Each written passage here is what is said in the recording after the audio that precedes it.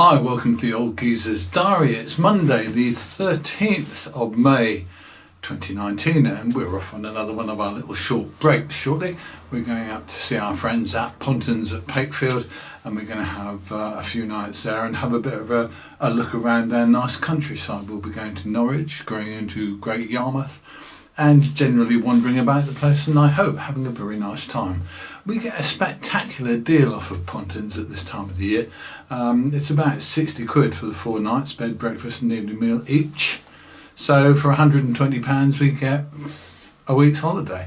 We'll probably be doing some more short breaks this year because the trick with short breaks is that they kind of open up your holiday availability without costing you a fortune. If you kind of added in a weekend to some of the breaks we take, then it would more than double the money. I guess it would be the same holiday, would be at least double if we had a 7-night.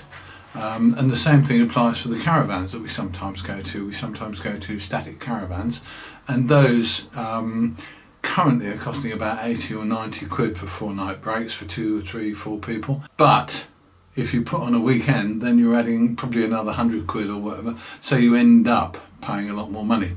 And during the week, of course, all these places are relatively quiet. The other advantage to going to Pontins is that you do get some entertainment each evening as well. You go about an hour's cabaret, usually a singer or a comedian, hopefully a decent comedian. There's a few really good comedians on Pontins circuit, which we like a lot. And generally, it's a good value 4 nights away. It's a change of scene, which counts for a lot to me. I do like to have a different view as we go around the place, and I just enjoy the break. So there you have it. We're going to go off for a few days. We'll be coming to you on the Old Geezer's Diary as ever, hopefully every day. If we miss a day, well, I'll be sorry, but such is life. But we do our best to come to you every day from different, strange and interesting locations.